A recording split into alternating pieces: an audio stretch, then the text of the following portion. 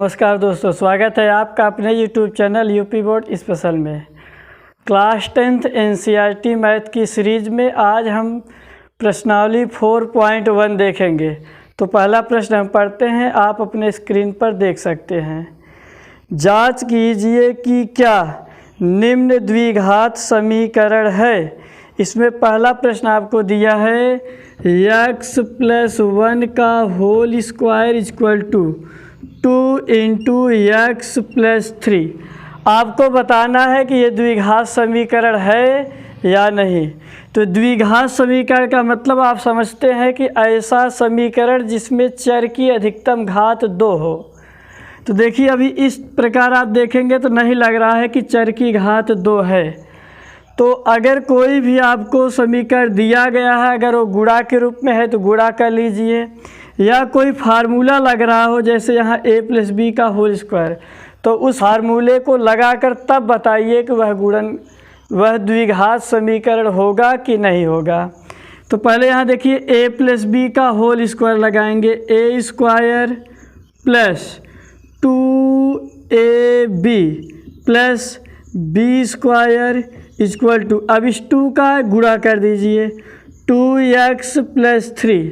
तो यहाँ से देखिए आ जाएगा x² + 2 × 2 2x प्लस यहाँ से 1 का स्क्वायर करेंगे 1 आ जाएगा इक्वल टू 2x + 3। अब हमें देखिए यहाँ 2x कर सकता है, लेकिन हमको इससे नहीं मतलब, हमको बताना है कि ये द्विघात समीकरण है कि नहीं। तो अब इसमें देखेंगे चर की अधिकतम घात 2 प्राप्त हुआ, इसका मतलब कि यह द्विघात समीकरण है। तो नीचे हम लिख देंगे चूँकि x की अधिकतम घात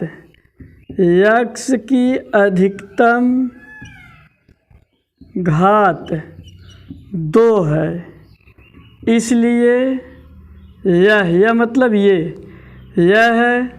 द्विघात समीकरण है। अब हम देखते हैं इसका क्वेश्चन नंबर 2। दूसरा क्वेश्चन दिया है x² - 2x equal to -2 × 3 - x।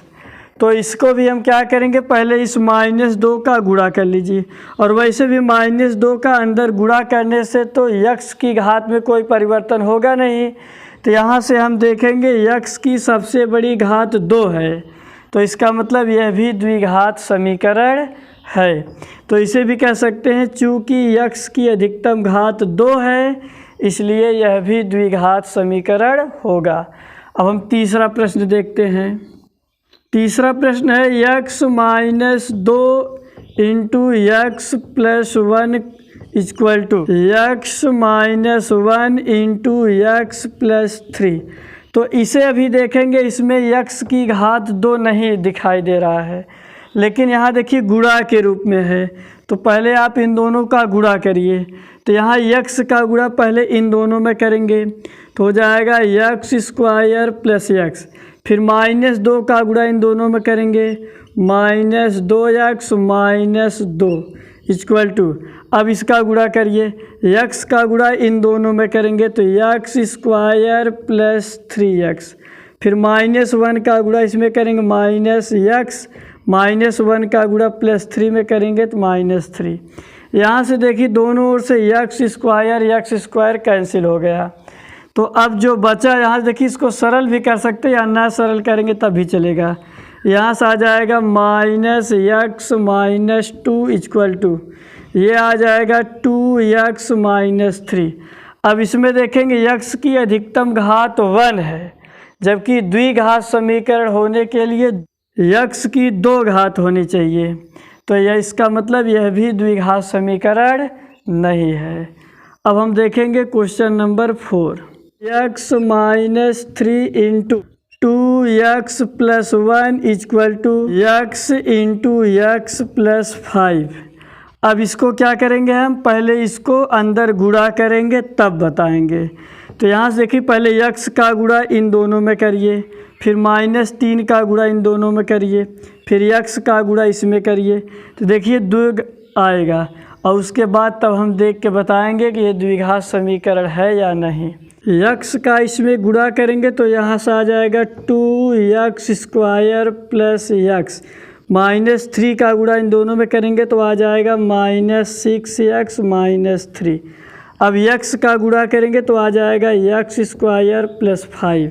यहाँ देखिए इस यक्स सभी को अगर हम इधर ले आएँ तो हो जाएगा 2x², ये इधर आएगा -x² प्लस यक्स -6x -3, ये इधर आएगा हो जाएगा +5।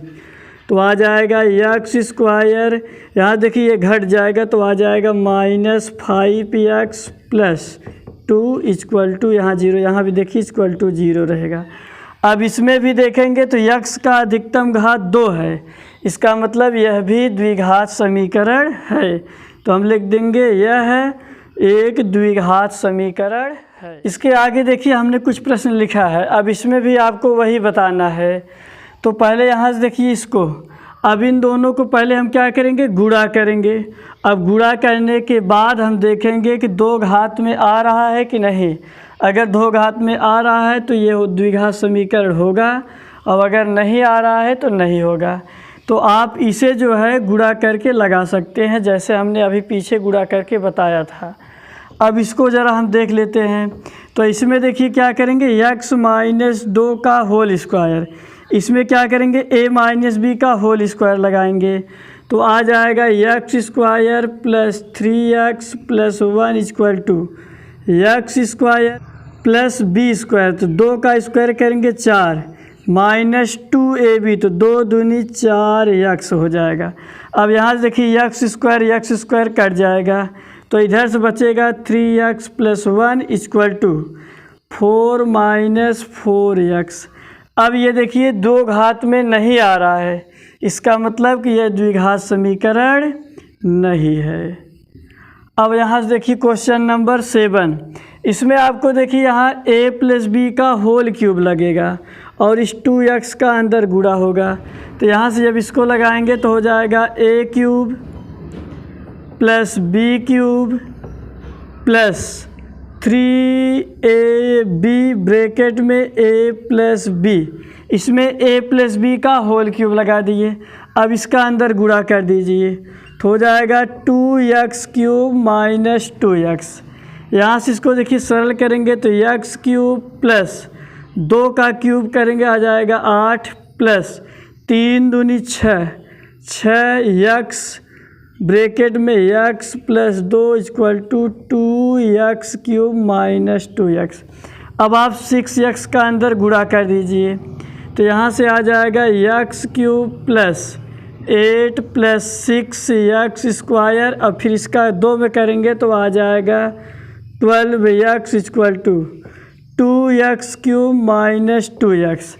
अब इसे देखेंगे तो इसमें देखिए चर की अधिकतम घात 3 है, आपसे पूछा है द्विघात समीकरण, तो चूँकि इसका घात 3 है इसलिए यह भी द्विघात समीकरण नहीं होगा।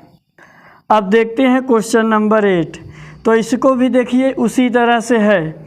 यहाँ से आप ऐसे उतार लीजिए, इसमें a - b का होल क्यूब लगा दीजिए तो हो जाएगा x³ -4x² -x plus 1 equal to a - b का whole cube a³ -b³ -3ab bracket में a - b का होल क्यूब का सूत्र इसमें लग गया। अब ये हो जाएगा x³ -4x² -x plus 1 equal to, इसमें आ जाएगा x³ -8, इसका देखिए गुणा कर देंगे 6x इंटू x -2।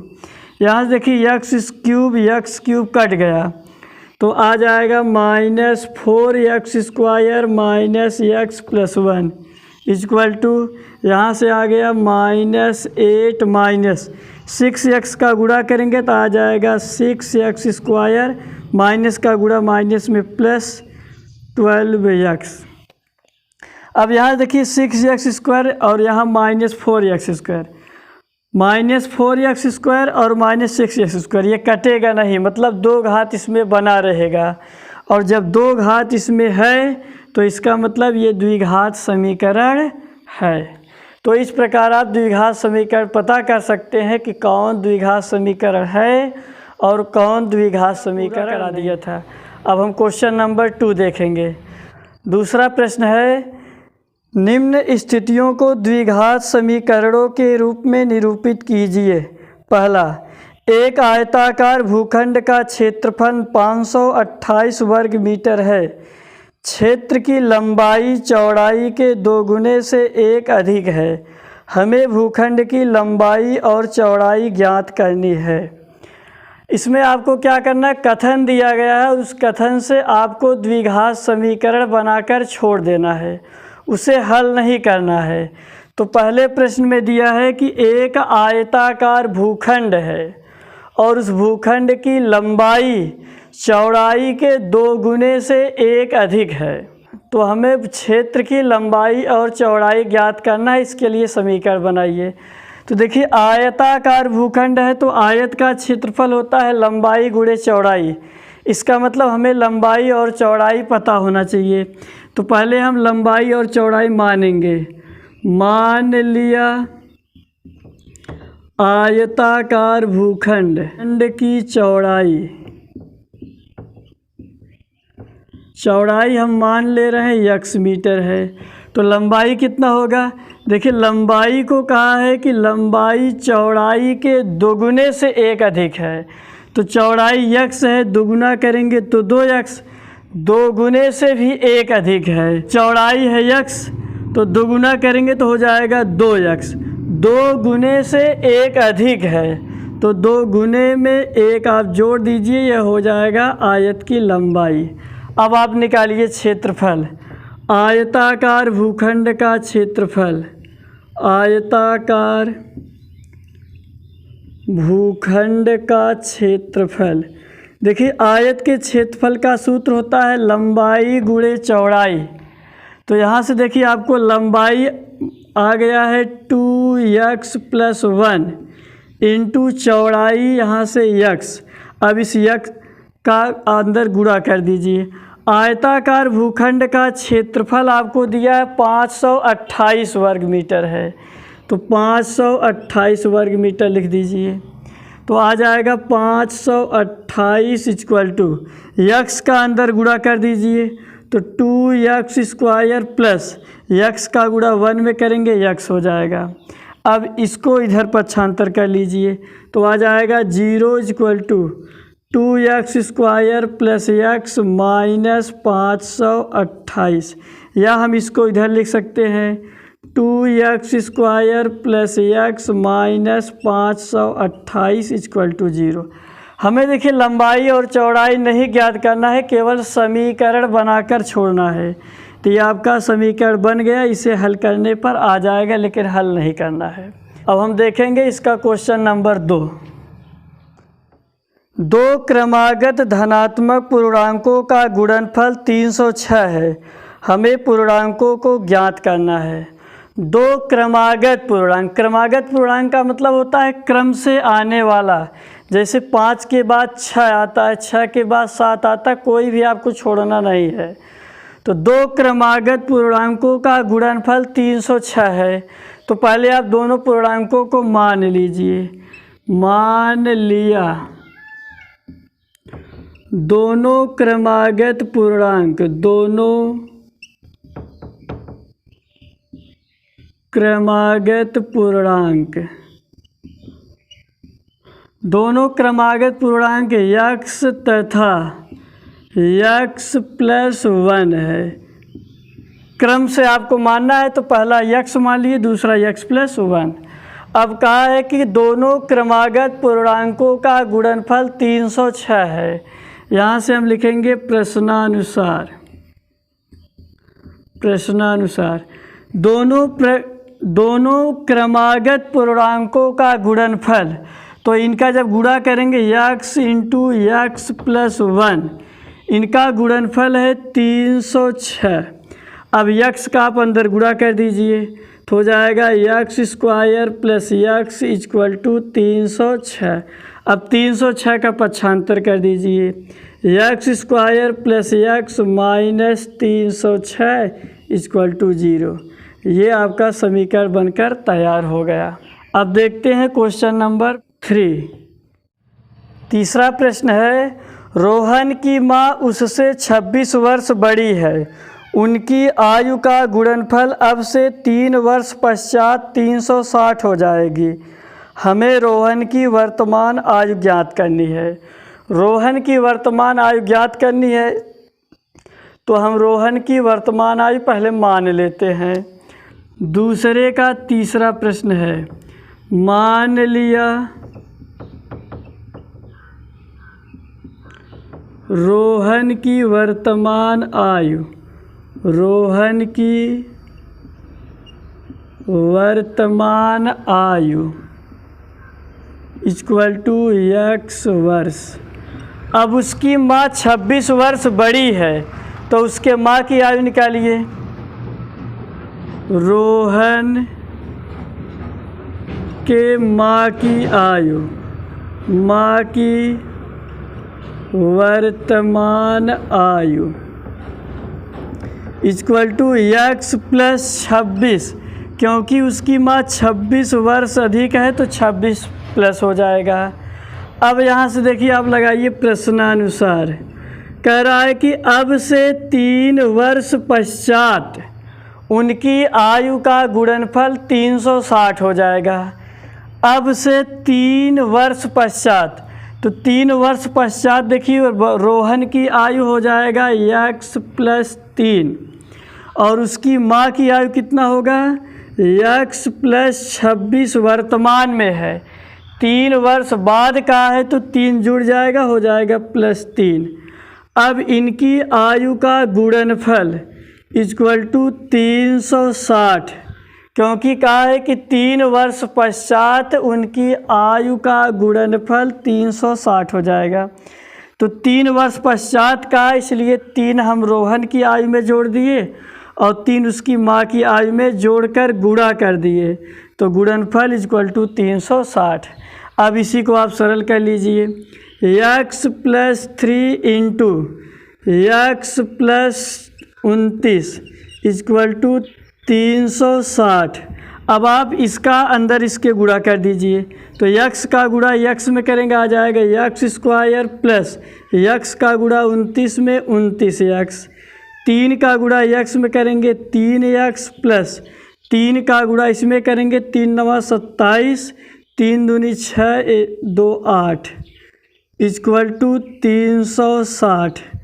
यहाँ से आ जाएगा x स्क्वायर प्लस, देखिए ये दोनों सजाती पद है और चिन्ह समान है तो जुड़ जाएगा, आ जाएगा 32x प्लस 87, ये प्लस है पक्षांतर करेंगे माइनस 360। इसको आप घटा दीजिए equal to 0। x square plus 32x, यहाँ से घटाइए 10 में से 7 निकल जाएगा 3, 5 15 हो जाएगा, 15 में से 8 निकलेगा 7 और यहाँ से बचेगा 2, माइनस 273 इक्वल टू 0। ये आपका समीकरण बनकर। अब हम आगे देखेंगे इसका क्वेश्चन नंबर 4। क्वेश्चन नंबर 4 है, एक रेलगाड़ी 480 किलोमीटर की दूरी समान चाल से तय करती है। यदि इसकी चाल 8 किलोमीटर प्रति घंटा कम होती तो वह उसी दूरी को तय करने में 3 घंटे अधिक समय लेती है। हमें रेलगाड़ी की चाल ज्ञात करनी है। रेलगाड़ी की चाल ज्ञात करनी है तो पहले आप रेलगाड़ी की चाल मान लीजिए। दूसरे का चौथा क्वेश्चन, मान लिया रेलगाड़ी की समान चाल, रेलगाड़ी की समान चाल इक्वल टू x किलोमीटर प्रति घंटा। अब देखिए कह रहा है कि 480 किलोमीटर की दूरी एक समान चाल से चल रहा है। अगर वह 8 किलोमीटर प्रति घंटा चाल कम कर दो तो 3 घंटा अधिक समय लगता है। तो पहले आप ये निकाल लीजिए कि इस चाल से जाता है तब कितना समय लगता है, फिर चाल घटने के बाद कितना समय लगता है। तो चाल कितना घटता है 8 किलोमीटर प्रति घंटा।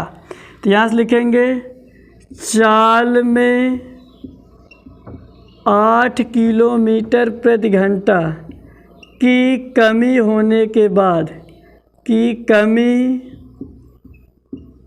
होने पर चाल, देखिए उसका चाल है यक्स, 8 किलोमीटर प्रति घंटा कम हो गया तो आ जाएगा यक्स माइनस 8 किलोमीटर प्रति घंटा। अब आप निकालिए दोनों समय, जब यक्स किलोमीटर की चाल से जाता है तब, और जब यक्स माइनस 8 किलोमीटर की चाल से जाता है तब। तो यहाँ से हम लिखेंगे प्रश्नानुसार। देखिए चाल घटने के बाद जब चाल कम हो गया तो 3 घंटा उसको ज़्यादा समय लगता है। इसका मतलब दोनों के समय में 3 घंटे का अंतर है। तो हम ज़्यादा वाले समय में से कम वाला समय घटाकर अंतर बराबर 3 कर देंगे। तो देखिए जब चाल कम हो जाएगा तो समय ज़्यादा लगेगा। तो पहले निकालिए जब यक्स माइनस 8 की स्पीड से जा रहा है तब उसको कितना समय लगेगा। तो आप जानते हैं समय बराबर दूरी बटा चाल। दूरी है 480 बटा चाल। देखिए जब कम है तो चाल है यक्स माइनस 8। अब ये समय ज़्यादा होगा क्योंकि इसमें स्पीड कम है। अब इसमें से घटा देंगे पहले वाला समय, तो समय बराबर दूरी बटा चाल। ये देखिए कितना है यक्स। यह भी देखिए समय है और यह भी समय है, लेकिन यह समय तब के लिए है जब वह चाल 8 किलोमीटर प्रति घंटा कम कर देता है। तो जब ये चाल कम होगा तो समय ज़्यादा लगेगा। ज़्यादा वाले समय में से कम वाला समय घटा दिए तो बराबर हो गया 3। अब इसको आप सरल कर लीजिए। तो कैसे सरल, ऊपर देखिए 480 आप कॉमन ले लीजिए तो आ जाएगा 1/x minus 8 minus 1/x equal to 3। अब यहाँ से देखिए ये 3 इससे कट भी जाएगा, आप काट भी सकते हैं। 3 एकन्नम 3 और ये 3 से कटेगा, 3 एकन्नम 3, 3 छक 18 तो आ जाएगा 160। इसको देखिए एलसीएम लेकर जोड़ लीजिए, यक्स इंटू यक्स माइनस 8। तो यहाँ से देखिए यक्स माइनस 8 कट जाएगा, यक्स का गुणा 1 में करेंगे यक्स माइनस यक्स से कट जाएगा, यक्स माइनस 8 का गुणा इसमें करेंगे तो यक्स यहाँ देखिए माइनस, इसलिए इसका चिन्ह बदल जाए प्लस 8 इक्वल टू 1। यहाँ देखिए प्लस माइनस घट जाए, कट जाएगा तो आ जाएगा 180 इंटू यहाँ से देखिए 8 बटा, ये हो जाएगा यक्स का अंदर गुणा कर देंगे X square minus 8x equal to 1/1।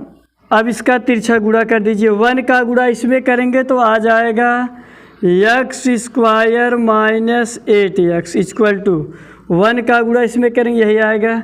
तो 8 का गुणा आप कर दीजिए, 8 शून्य शून्य और इसका 8 छंग 48 की 8, 8 एकन्नम 8 4 12। अब इसको आप इधर पक्षांतर कर दीजिए, यक्स स्क्वायर माइनस 8x, इसको इधर ले आएंगे माइनस 1280 इक्वल टू 0। तो ये आपका समीकरण बनकर तैयार हो गया।